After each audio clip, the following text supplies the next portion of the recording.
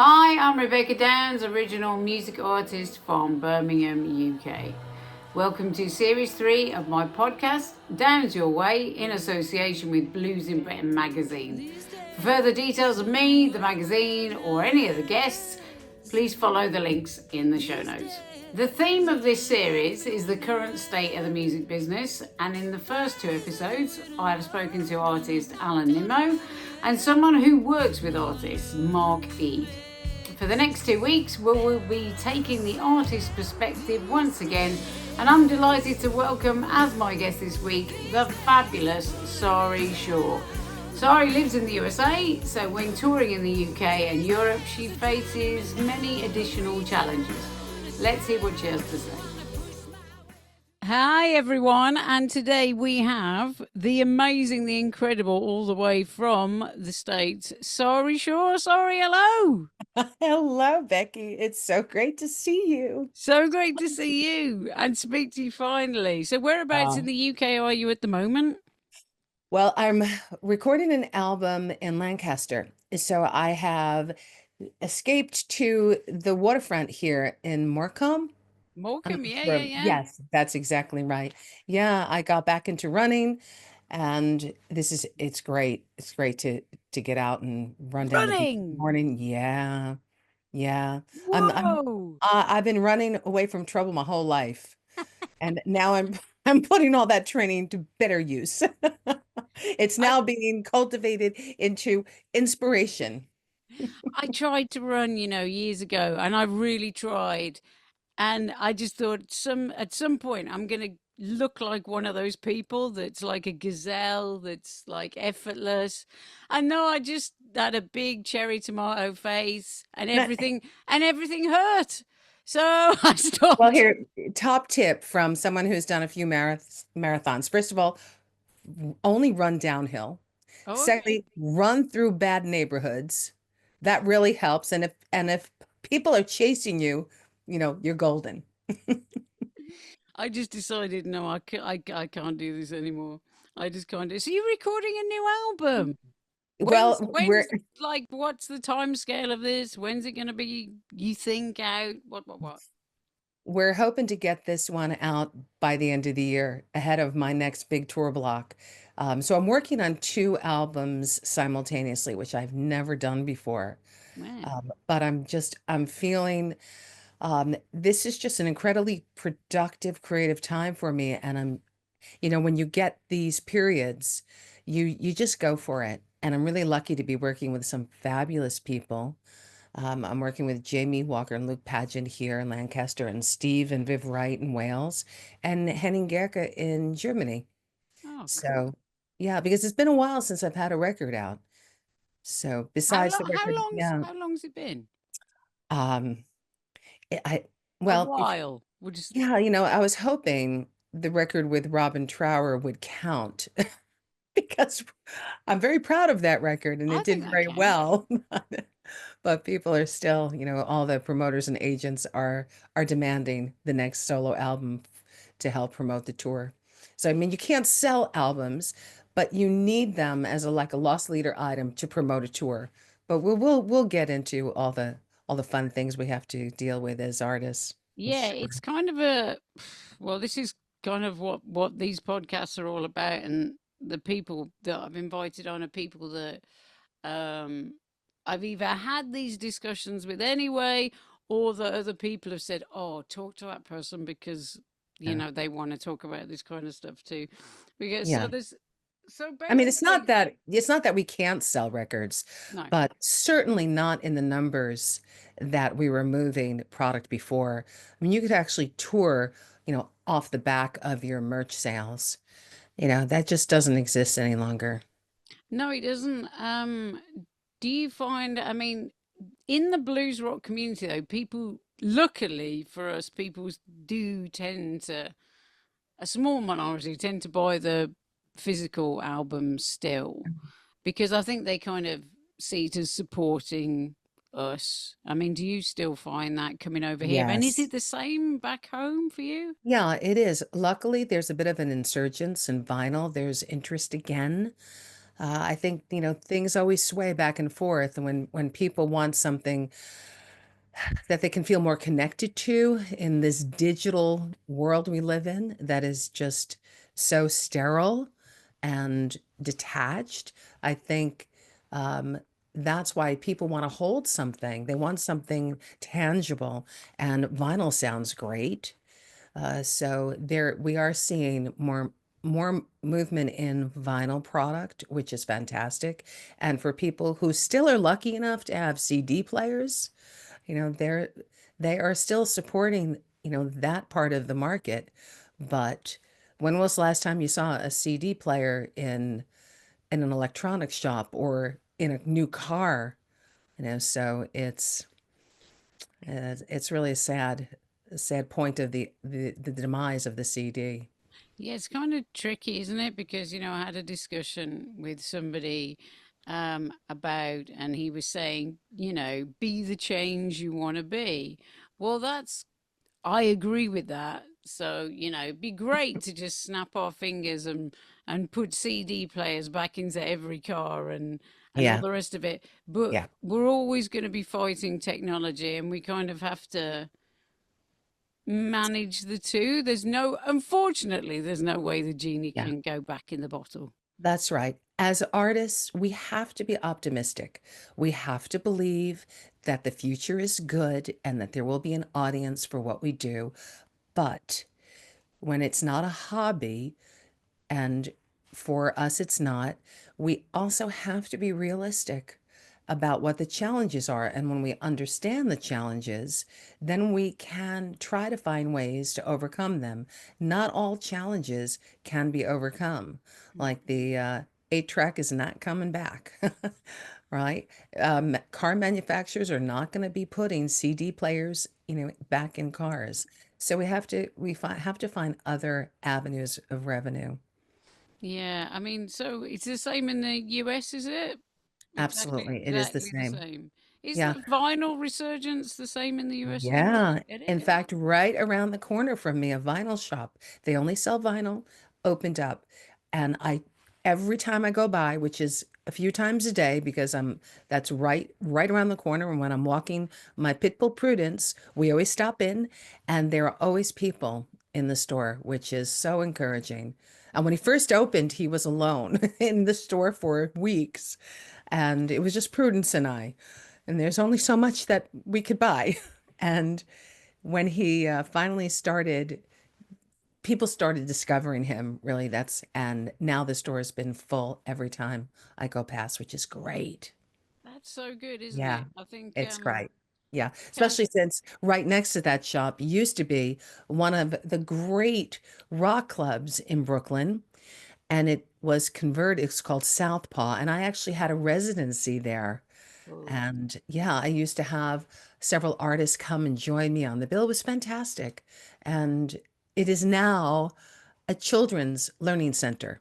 Now, I have nothing against kids, nothing at all.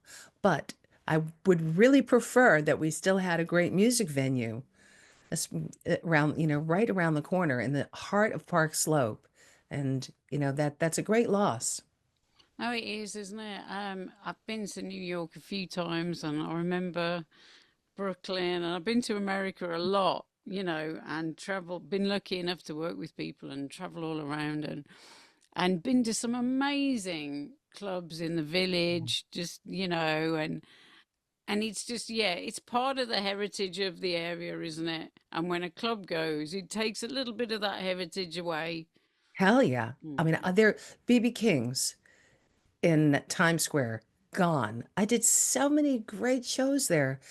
And to think that it's gone, that was a staple of of a great music venue in the city. CBGB's where I got my start on that filthy, dirty, sticky stage that no one would dare clean because maybe the Ramones or Blondie's dirt was, or sweat was, embedded in all that filth. And it's a clothing shop. It's like That's I crazy. don't, nothing against clothing either, but No, but I think there yeah, are I mean, enough clothing shops in the world. We're just losing too many iconic venues. that's And crazy.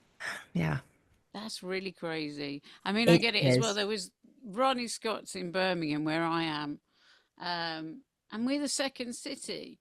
And I played there. I think when I was like 18 or something like that, and that went to be well, it was a strip club, and now it's just Did I work derelict. there? Yeah, I'm not sure. Maybe. I would have been paid to get off the stage, but it was, and now it's just derelict. Now it's just Uh, derelict, and I keep thinking if ever I won the lottery, I'd reopen that, and because you can't make money out of it. I don't think. Not mm, you got to. It's a tricky fine line opening a venue, so I'd be like, I'd just run it for just the hell of it, just because it should be there. You know what I mean? yes, it should be there. Yeah. And a community needs to support that. Mhm. You know, the the music, the art, all of these things are connected to a community. And the art that a society produces is a significant indicator of the value that the society has. And it offers an identity to the rest of the world. Birmingham says, this is who we are. Look at the art we produce. Look at the culture. This is what defines us. It's not just another generic clothing store or I don't know, we have banks, nail salons, and coffee shops. Coffee shops I'm okay with, but there's so many, there the artistic expression, really can play a vital role in the health of a community.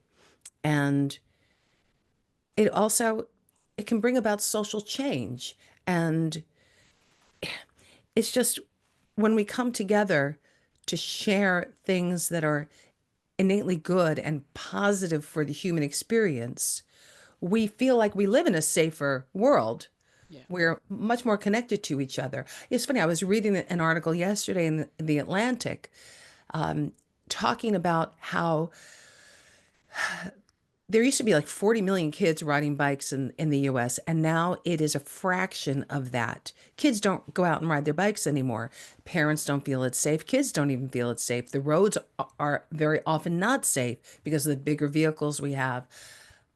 But what has happened is people feel less connected to each other. Mm. And because of that, they become isolated, and they don't trust their neighbors as much. They did this whole psychological study, so people feel less safe, and it's moving more and more in this direction all over the world. So it's not just the arts that can really provide so much value and strength to a community. But it's all of these other things that we're giving up that we have to pay attention to. And people have to invest in their community in ways that will provide a better life for themselves and their families and for each other. And, it's easy to sit at home now with, Netflix and, an endless amount of series and movies at your fingertips. But if we don't go out and explore our world and explore each other, we are losing so much. And if we can't find a way to make the roads safe for kids and do something about protective bike lanes or reducing the speed limit in certain areas, then we are just becoming more and more a society that is stressed and not sleeping. That's the thing that goes along with all of this. There's like this incredible rate of insomnia Mm. going through Mm. my country, at least. And I think some of that has to do, well, 60 million of us are not sleeping because of what's happening in the White House. Sure.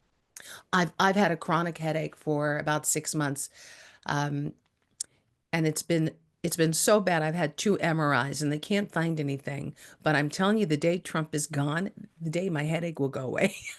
Yeah, I think. That's it. I mean, I get it, and I, it's a strange time to be alive right now. It is. It's a strange It time, is. and Yeah. as I say, I love America. I've always been fascinated by it, and I've been so lucky to visit so many different parts of America Yeah. and so many different states.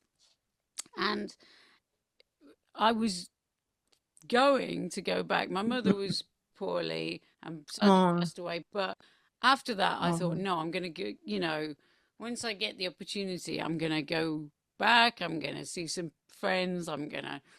At the moment, I just, you know, I, I, I don't feel I can do that, mm, and it does resonate with everyone all over the world. I think because there's so many parts of the world at the moment that are up in the air that are kind of like it feels like the world's on fire a little bit. You sort of like maybe I should just stay where I am. But coming back yeah. to that, I think in a way it's kind of bringing a lot of people together as well. I went to see Bonnie Raitt the other night, and Ah, she did a wonderful. big speech about it. Great. And kind of like Right. you know in a strange way, it's kind of with what's happening in various parts of the world, it's kind of bringing people together. But Yeah. I guess it kind of divides us as well, which is like a crazy thing. You But know, if we could all just remember, we are on this rock hurling through space. We're yeah, stuck here together. And it's it's a miracle. It's a miracle we're yeah, here. It's everything about life is a miracle and it's a gift and it's lasts that long. yeah, And if we could just everyone just chill, find chill. chill That's out it. a minute. Just chill, chill. You It'll be know, fine. Just don't yeah, worry. someone, cuts you off on the road, you know, just instead of, giving them the finger, just say, you know what? Have a good day. Go ahead. You need to be in front of me. I will facilitate that for you. Someone bumps into you, on the street. Our initial reaction is to turn around, growl, or say, "Hey, what the, Mm, But if we just said, "Oh, if you apologize to them, even though you've done nothing wrong, I promise you, they will immediately apologize back." We can all be leaders in any situation we put ourselves into, and we can define the outcome and the response that we want from people. We can show anybody in a situation where there could be potential conflict, we can choose a completely different path. And instead of being a negative experience, it could be something positive. yeah, That's I it. totally agree. Yeah. I totally agree. It's kind of it's strange because there's kind of a devaluing. I mean, you're talking a lot about community, and that's something I'm exactly the same. I think I was picking up litter the other day outside the flat, and stuff like that. Because, well, if you don't do it, who's going to do it? You know what I mean? It's like it doesn't matter, does That's it? it. It's like it's for the it makes you feel better, makes the place look better. It's all the Right. same. That's it. So it's like It's bringing the value back, and I think music has lost its value at this point a little bit because of streaming. Maybe what's your thoughts on that? well, we are uh, we're you can tell right away I have an issue with this. And I'm so sick of Spotify telling me, I just got an email this morning. Congratulations, you had, 500,000 listeners on one of your tracks. Okay, well, there's no transparency. We never know if that's true or not, but there is no revenue from that. I mean, you get a million streams and there's no revenue. Okay, maybe you can, buy yourself a dinner, buy yourself a new pair of shoes. There's no revenue. Um, and because people have free access to music, it is not their fault. They have completely undervalued what that is. And music, it has a value, should have a value because it was created by someone who was dedicated more than the time it took to write and produce the song. It's all the years before that to even get to the point where you're capable of doing that. Someone has to learn how to play the guitar Yeah, and then learn how to write a good song. And you have to write a lot of bad songs before you get to good songs. sure do. And all of this work that goes into the song that you hear, when it's not monetized properly, then there is absolutely the public doesn't perceive the value. And it's, as I said, it's not their fault. When you're given something for nothing, that is what that is what the value is. They have got it for nothing, so it is worth nothing. They don't have to pay for it. And on the public side, I was going to say consumer side, but they're okay, they're consuming, but they're not consuming in ex in exchange for anything with the creator. So it's only it's not a give and take. It's just a receiving. Yeah. And I think if people understood really what is lost on the other side, the people giving this, what is lost there, I think people would really have a very different relationship to platforms like Spotify and Apple and Amazon. Um, there are those platforms are making money, and they're making money also for the record companies. They've done brilliant deals. It's just the artists themselves, we are left out. And um, I don't know who was at the negotiating table when all of this happened, but one side won big, and one side, the artists themselves, really lost. And will that ever change? Probably not, because there's too much money in the hands of the very big corporate companies that have too much to lose if it changes. Yeah. So, Yeah. some, Absolutely. yeah. So, yeah, yeah, it's really, and I have considered pulling my next records from any of these platforms. And yet, when I do, like we just did a wonderful festival, Love Rocks. So many people came up to me to say, I never heard of you before, but I discovered you on Spotify or on iTunes. And then you think, how do we as independent artists reach beyond our core audience, and to have a sustainable career, we have to continue to grow. We have enormous pressure to increase and build the audience and build the audience. And how do we access those people? It used to be through radio and through great television shows like the Ed Sullivan Show. They don't exist anymore. Radio, okay, that doesn't exist for the independent artists. Um, Luckily, when I first started out, there were places you could go to radio, but um, it has been independent radio stations.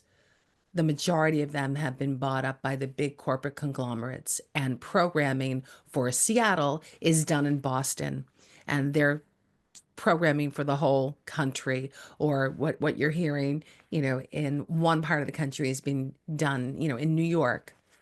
So it's It's the very same. It's the same here. yeah, it's very generic. It's very safe, because what people also don't realize, radio stations are not trying to give their listeners the best music.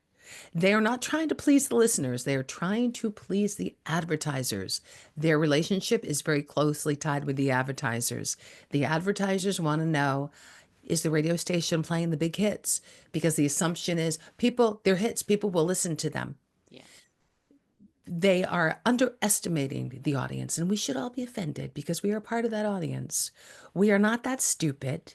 If you like music, you don't only like the songs that you've heard, for the last 40 years. You would be open to hearing great new music, great new artists. And that was the one thing in Europe.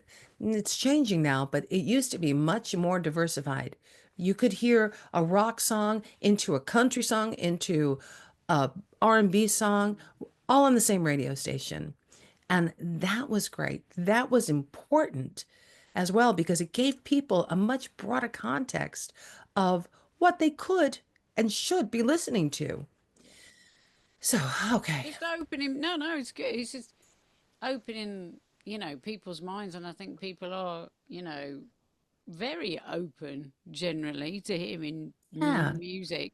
But it's something that they've actually got to search out. And I was saying this to some of my students that, I used to go into a record store, pretty much every weekend with not much money, like literally nothing.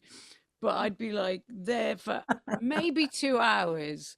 So with my fingers going through all the, trying to find a bargain and thinking, oh, and sometimes buying an album because I like the cover Yeah, and exactly. thinking, I'll Yeah. take a chance. I'll take a chance on them and see what it Yeah. is. Yep. Yeah. I I used think to, I discover less now. But anyway, oh, absolutely. It's much harder yeah. because now it's also the algorithms telling us what we like. And as hard as they try and how good as they can be, they are also, it's an algorithm. Yeah. So it's curating something that is the most safe bet. So it really goes against, everything that we're talking about self-discovery, uh, going into a store and just feeling your way through the records. I used to have a great record shop where I grew up in Queens, and I spent so more money than I had. I was I was gigging, but never making enough to cover what I wanted to buy. So I actually had an account with the Whoa. store. Yep. It was me, and only professional DJs had this kind of business account. But it was great, and I could go out with, stacks of albums and, just worry about paying the bill once a month. But, just like you, oh, that cover looks interesting. That in fact, I was just emailing with a photographer I hope to be working with, female photographer. So we need a new album cover, and that's another thing, that is s such an important part Yeah. of, making an album beyond the music, but finding a cover that is going to get people's attention. And I had a great picture of a tree that I thought would be perfect, but no one else seems to think so. So Can't you amalgamate the tree with the image? I don't know. I Just I like that give it a idea. try. You never know. Just merge them together. Might be Yeah. quite cool. Might be quite cool. But yeah, it's a shame, isn't it? I mean, it's more than a shame, but and I think, I don't know what you've found, but I think it's almost more coming down now to your own community. So I know that social media it gives and it takes, and it certainly does for me. Sort of, it's I it, I love connecting with people on there, but it also drives me insane at the same time. But I think I don't know about you, but like the Facebook group, like I know you've got your Facebook group, that is kind of more community bringing together. Yeah. I mean, what Yeah. would you say about like that sort of element? I think it's a bizarre little community, the way that we all come together on social media, but Yeah. it kind of works, So doesn't it? when when I started my Facebook group, I had the best intentions. I thought this is going to be great. It's going to be a place where I can share things I'm reading, movies I'm watching, talk about political things. Um, and when I first started, you know, it was that. And then I realized I was spending, 1 to 2 hours a day, because once you jump in there, you want to respond to everybody. And I'm an HSP, which is a highly sensitive person. It helps me be a more effective communicator. You too. I'm the Okay. same. But it also, with this kind of empathy, it's exhausting because I want everyone to feel good. I want everyone, when I see comments, I want to respond to everyone. And I think about what I'm going to say. And I want it to be sincere and perfect. And in the end, after 1 or 2 hours, and then I realize now I have all this promotion stuff that's coming. When you do a tour, every single show needs something from you.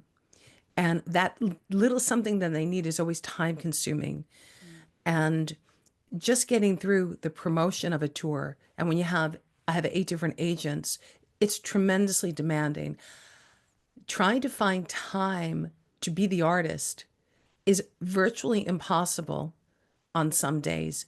And there are many days that I go without even going into my studio because I do all of my tour promotion marketing stuff on my kitchen table because my studio is my sacred place and I only want to do creative things in there that make me feel good. But on the kitchen table, I'm working with my tour manager on the itinerary. Did we get all the flights? We need, 6 flights that are going to get into Germany, and then 2 hours later, after a show, get into Romania. And how do we get everyone back to the UK? And that every itinerary is incredibly complicated, and all the hotels and booking the the van and there's so much that goes into a tour. That alone is a full-time job. And then you throw social media into it. And if you want to do it in a way that feels really sincere and it's really time consuming. So then there's absolutely no time left to be an artist. And I hope my fans understand when I'm not on social media, it is because I'm really trying to create something of value for them Yeah. that is going to be of greater significance than a warm comment. I am working on music or I'm trying to promote a tour so they know that I'm going to be coming to their area. And it is, I actually get up at 5 o'clock. Sometimes I get up earlier. I try to stay in bed until 5. And from like 5 to 7, I try to write music because it's quiet and there's not as many distractions. But as soon as I open my email, I have that's it. Yeah, Game your over. brain's There's gone. too many things urgent. We need this. We need this. In one day, um, 2 days ago, and I'm in the studio now. I I just felt, I had this feeling I better check, see what's going on. Because sometimes there's last minute interview requests, whatever it is. Yeah. Open my email. My agent in Scandinavia needed something urgently. The agent in Germany needed something urgently. The UK agent had questions on this venue or that venue because they're doing the tour for next year, and everything had to be handled. So it's just some days it is to the point where I really feel as though I am on the verge of a nervous breakdown or I am already beyond that point. I am having one, but I'm so stubborn. I refuse to realize it and take a break and Oh, just say, you know what? There, it is what it is. I can't do everything. If I were to do everything that is really expected and required of me every day, I would never sleep and I would never write another song, yeah. period. That's so true, isn't it? That's so true. Yeah. It's yeah, I co-songwrite with my with Steve. I nearly called him my, and I think that's a horrible term, like my guitarist or something. It's not. He's my exact. We co-songwrite the song, and he gets up in the morning early to do it. For me, it's a late night thing, so it's interesting to hear that. But Yeah. the social media thing, and a lot of people are talking about sort of social media burnout for artists, and especially sort of dealing with kind of like the, I guess, 19 to sort of 21-year olds on a university course doing this.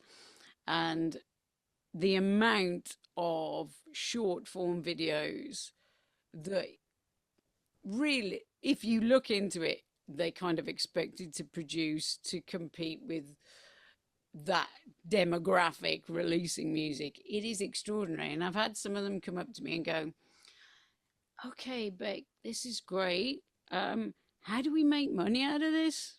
And I'm like, right, okay. So I'm always honest and say, this is the big question. And I think it's a portfolio thing. And especially going into music now, unless you're a lottery ticket winner and get like the Taylor Swift thing going on or whatever it is. And there's always going to be those people, and good luck to them. But for the majority of people, it's a juggle and it's a hard struggle, and you're in it because you have to do it. Like you have to Yeah. write, you have to That's right. produce music, you That's have to right. sing. You are absolutely right. And when people ask me, they'll say, "Oh, my son, someone just sent me a video of his son playing guitar, and if I would be willing to speak to him at any advice." And I would say, absolutely, but I'm going to give it to him straight. And I'm going to tell you, son, you're good, you're talented. So what? Doesn't Exactly. matter. There's so much luck in this. And if there's anything else that you can do to make yourself happy, do it. Yeah. You do music, you become an artist in the world we live in, because you cannot bring yourself to do anything else. It is such a passion that it overrides all of the heartbreak and the disappointment and the struggle. And no matter how successful you get, those things never go away. In fact, for me, as my career grows, the bigger the success, the bigger the problems, and the the greater the risk. There's more at stake. And if you're not willing to take on that risk, and if you're not willing to deal with a lot of bullshit and a lot of things that are just unfair, and that's my big issue as a highly sensitive person. I have a real problem with injustice.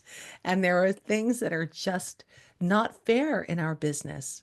It's just not. That they're at the core Yeah, not fair, not and fair. it's so hard. I know because all my life everyone's always said, "Stop being so emotional. Stop caring so much." It's like that's the actual core of my personality. I can't Yeah, change that.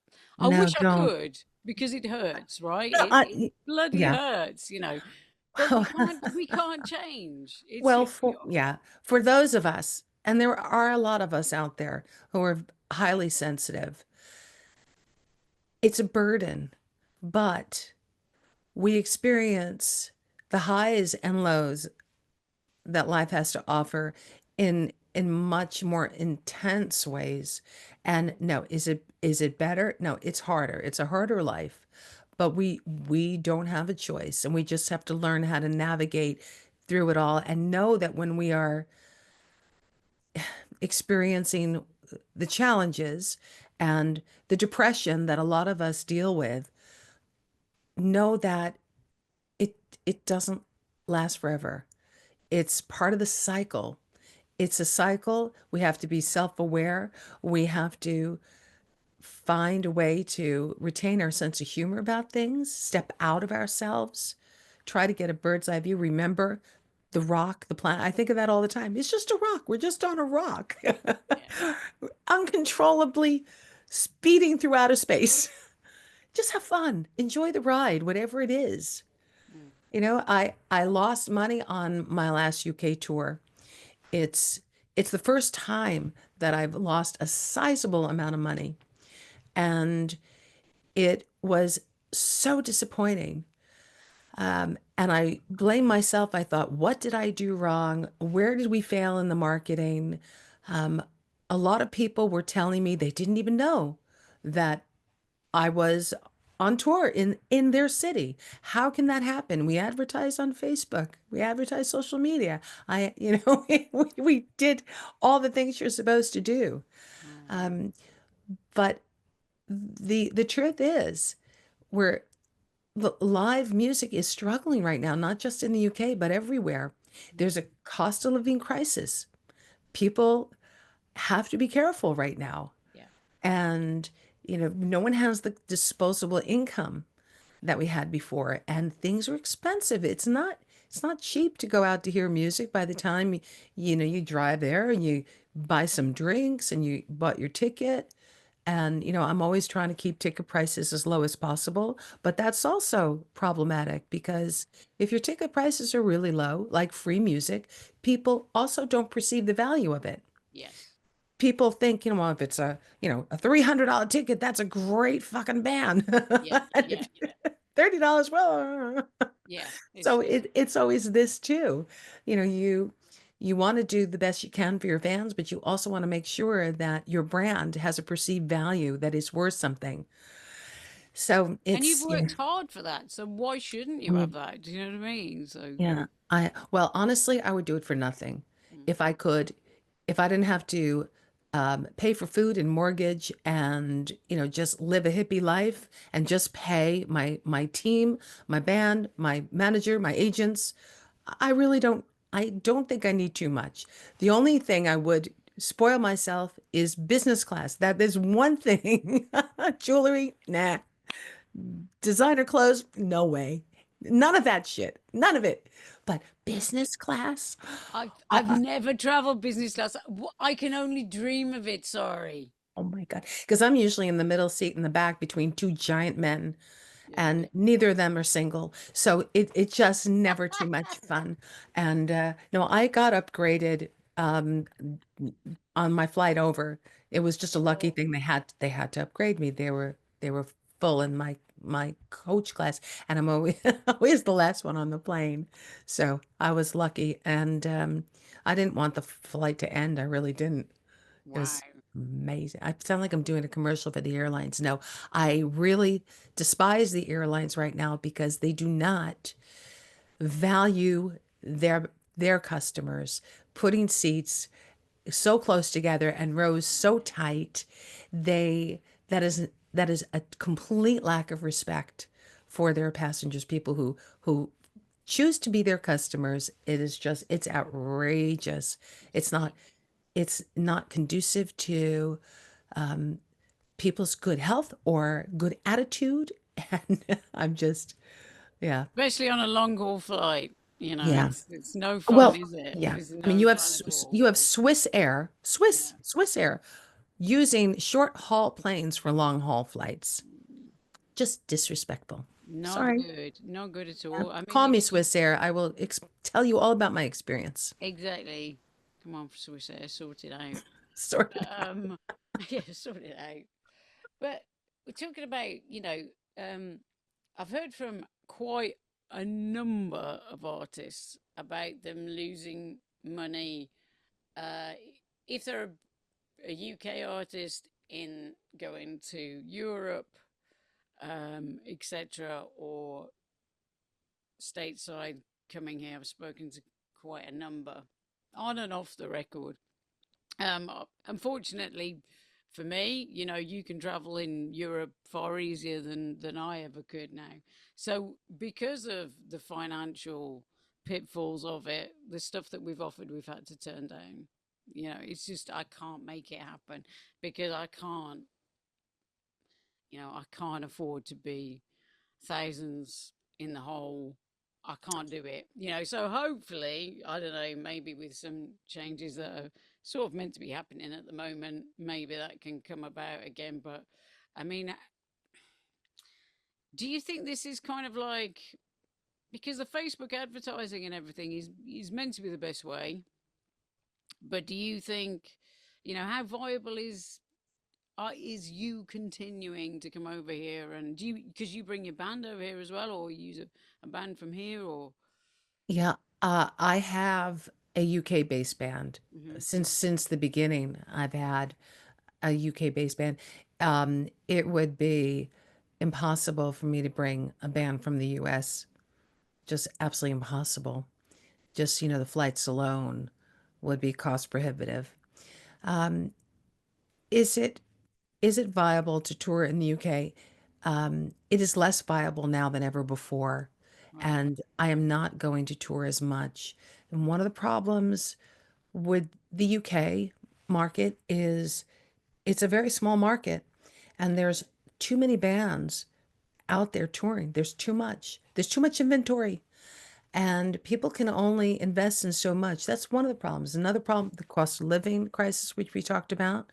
Another problem is that people have forgotten the importance of supporting live music, which we talked about earlier, how we are becoming less connected to each other yeah as a community. Another problem, the Taylor Swifts of the world. Your kids want to go see Taylor Swift. You've just blown your entire entertainment budget yeah on one show. So you want to go see Rebecca or Sari, at your local venue. Sorry, don't, we already spent that money.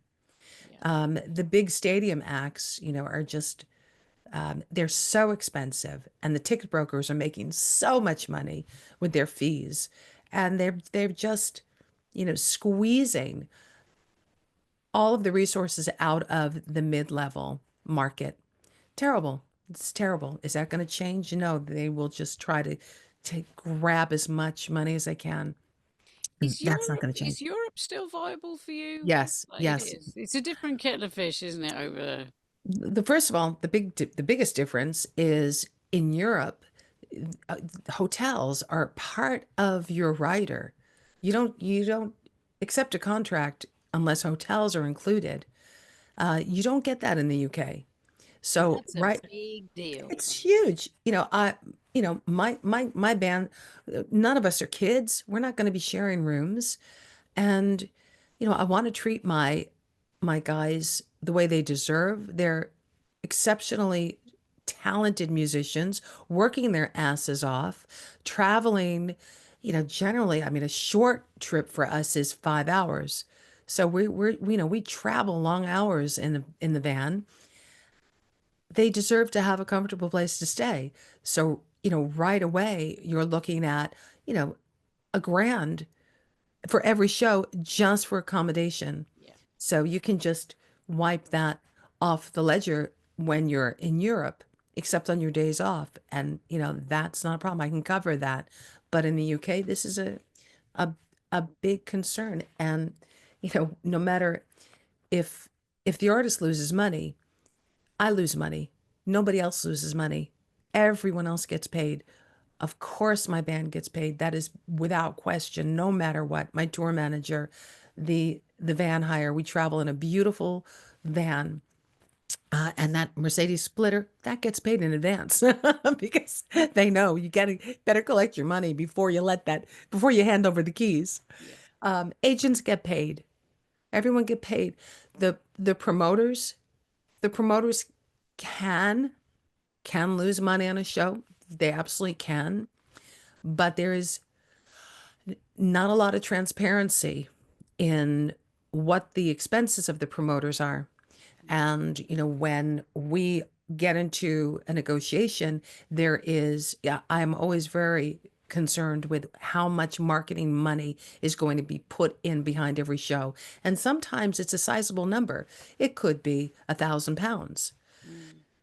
But if I ever asked to see receipts for how that £1,000 was spent, that would never happen. Mm. And so it is a relationship built on trust. Now, I'm a very trusting person, but I'm a very honest person. So it's easy for me to trust other people. Yeah. But, you know, I'm just saying, you don't know. You don't You don't know. You don't know, and you don't know how in because back in the day it was super easy. You just put an advert in the local newspaper, and you put an advert in that magazine, Yeah. and that'd pretty much do it. That'd bring people in and all the rest of it. But with social media marketing, it's got to be done well because it can be done badly and the money can be wasted and it's not reaching the right people that it should. Although it's getting easier to do, it still needs somebody that knows what they're doing. So, Okay. I think, and Mark Zuckerberg, call me if you want to discuss this, but I honestly think the Facebook marketing and um, of course Instagram it's owned by Facebook. I do not believe in the effectiveness of it at all. I With the caveat of saying the people who already know you, who follow you, who are interested, those are the people you can reach effectively. They're paying attention to you. mm, Anyone else, if they don't know who you are and you want to convince them to buy your record or come to a show, 1 in 100 you will reach. It is a very, very low percentage rate of success. And then at the same time, it's very, very expensive gamble. And the problem is it used to be much more effective, but it's not any longer because there is just too much content in everybody's feed. And our brains have now been conditioned to swipe quickly. swipe up. We swipe, swipe, swipe. Might and we're all swiping past stuff that could be Yep. actually very interesting, but we won't see it. And in order to for it, okay, if I post something on Facebook, 4 to 6% of my people will ever see it Yep. organically. That's it. It's Facebook has actually put, it's actually slightly lower than that now. is it lower? It's Okay. actually lower. Okay. So basically, you're shouting into the wind. Yeah. If you want anyone to see it, you have to pay, boost it, or put an ad. And Facebook will give you numbers. But those numbers are very suspect. There is no transparency. There's no way for us to validate if any of those numbers are in fact true. And I have done an experiment.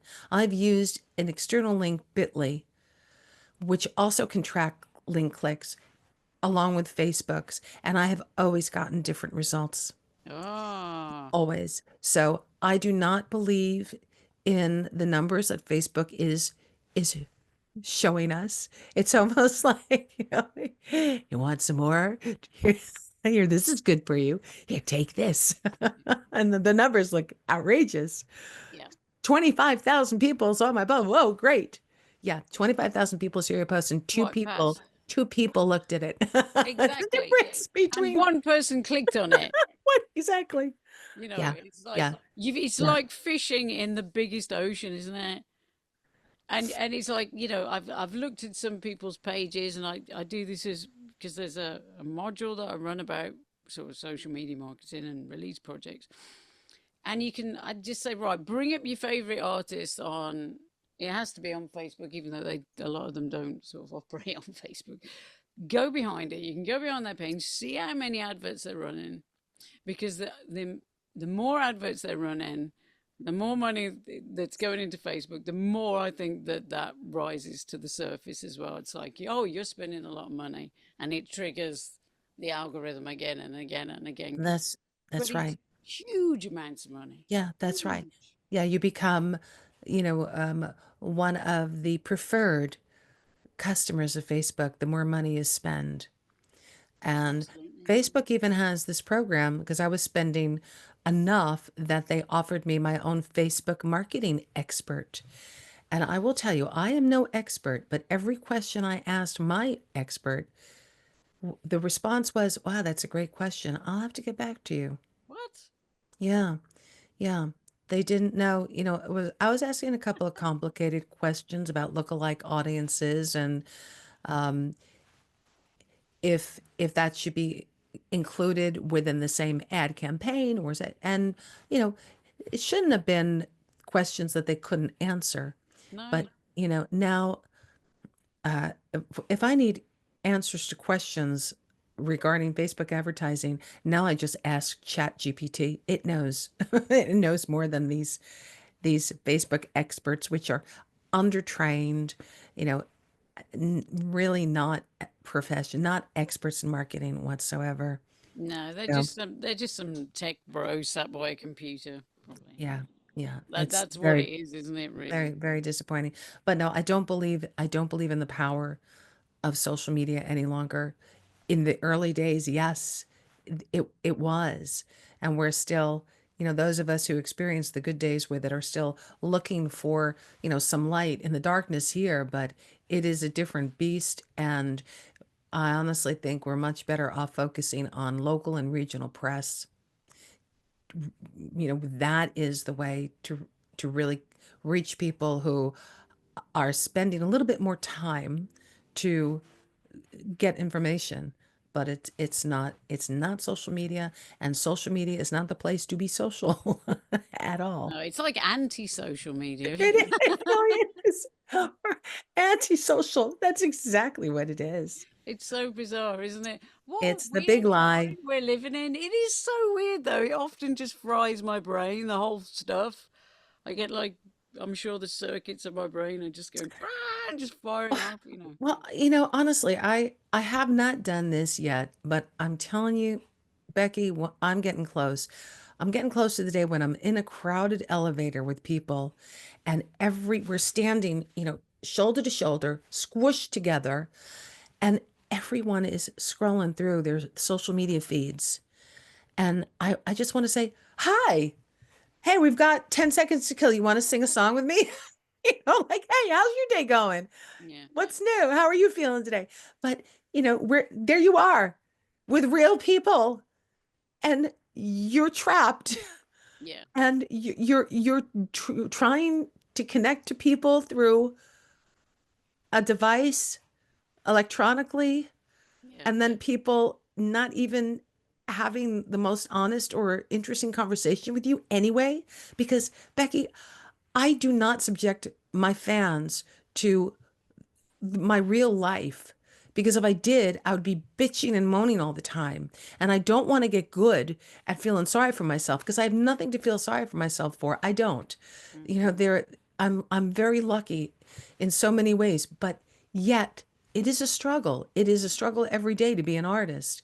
And I don't want to reveal that side of it to my fans. And maybe I should. I know there are some artists that are really good at this. They're Hmm. really comfortable just, you know, throwing all their shit out there and everyone's saying, "Oh, so sorry, oh, you're great," and all of that Hmm. stuff. But I've always thought my role is to give something of value to other people through music. That's it. I am here to give. This is what I have to offer in the world. My short little time here, somehow I have finally learned how to sing. I have finally learned how to write good songs. Great. Here it is.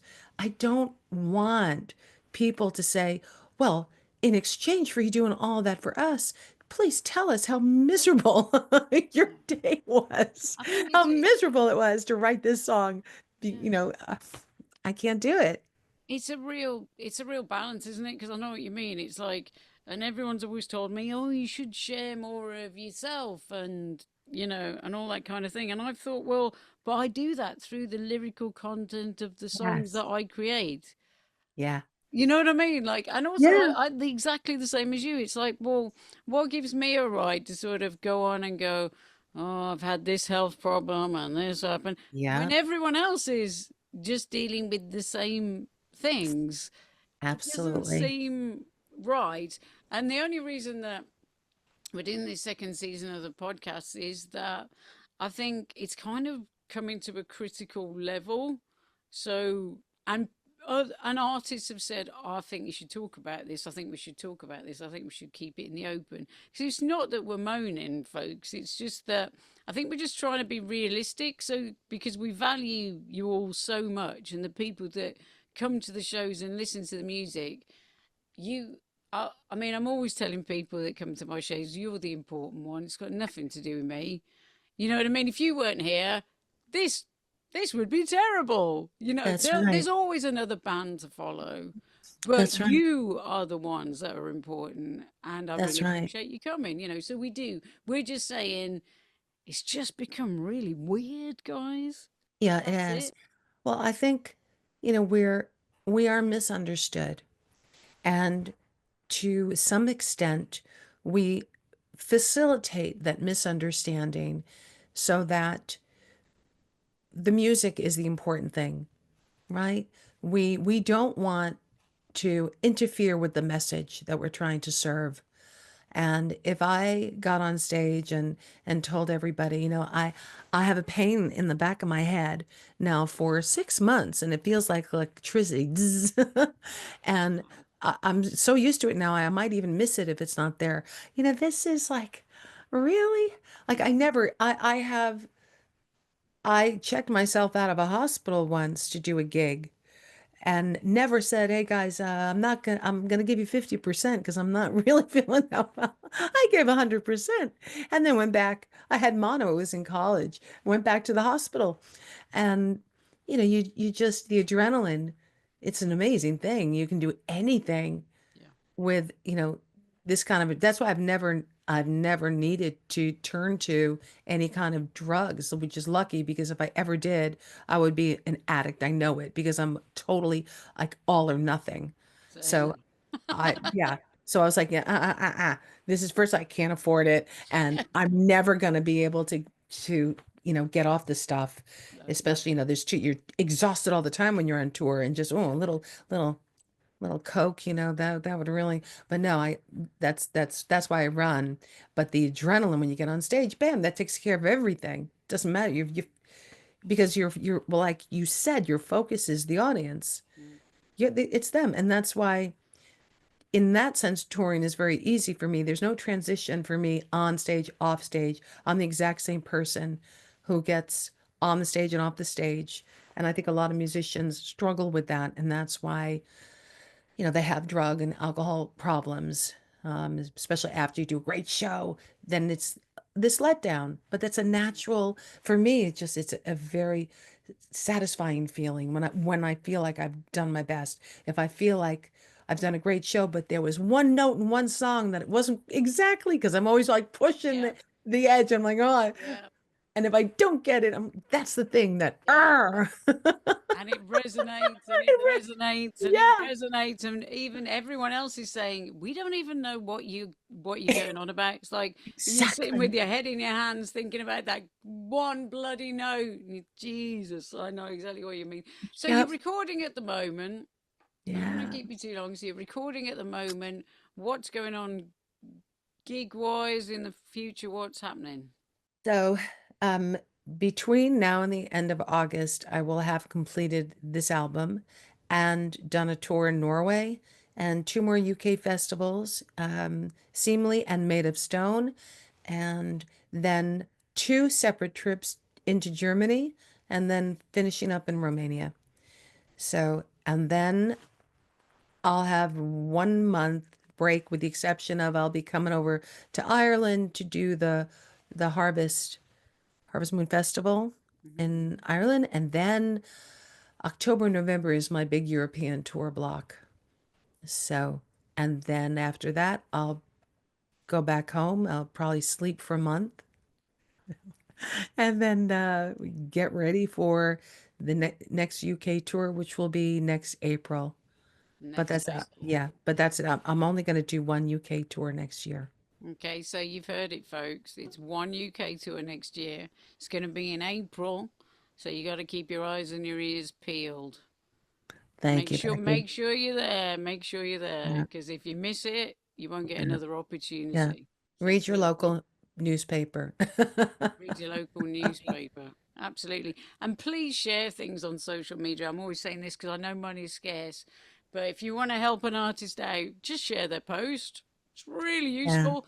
It beats the algorithm, smacks it on its backside. Just share the post. It means the world to us, and it really, really helps. So thanks, guys. So to end on, what advice would you give to an emerging artist in, say, the genre that you're in, which First of all, I which would, is blues yeah, rock? Yeah. yeah, I would, especially in blues rock, I would say be true to yourself. Make sure you are very clear about the reasons you want to pursue this. And if there's anything else that inspires you, that's more stable, consider it. But if not, and if you absolutely have the passion and you have that fire, go for it and accept the highs and lows that come with it. It is just part of it, and it will always be a part of it. And you will learn your way how to navigate all of that. But surround yourself with the best people. Surround yourself with people who allow you to be the best version of yourself. That's a very important point. Very important point. And Yeah. I know, and I won't name names, but I have had people in my band all the way through my life, but I can think of a few names that Yeah. comes to mind that were probably not the best people for me to be around, Yeah. you know. We've all gone through that. We have, and because we're artists and we're open-minded, we always have an ear for other ideas, and sometimes we can be pulled very easily, off of our mark. But we know it in our gut. Trust your instincts. Believe in yourself. You Believe have in yourself. everything. Believe in yourself. You have everything you need. Believe in yourself. I love that. Well, thank you so much, Sorry. It's Thank been you, long Becky. overdue It has. It's wonderful that to we spend had a time with catch you. up. It's been long overdue. You must let me know when you're in Birmingham next Yeah, year. I will come along. I couldn't come along to the last one. I was away. So yeah, I will, without a doubt, be there.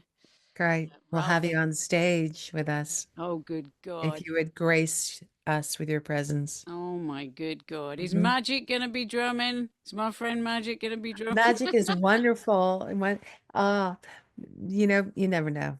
You never know. Who knows? Who knows? But thank you so much, Sari. I really appreciate chatting Yeah, to you. absolute pleasure. Thanks to Sari for sparing the time in her busy schedule to give us such an honest view of her life as an international touring artist. Thank you.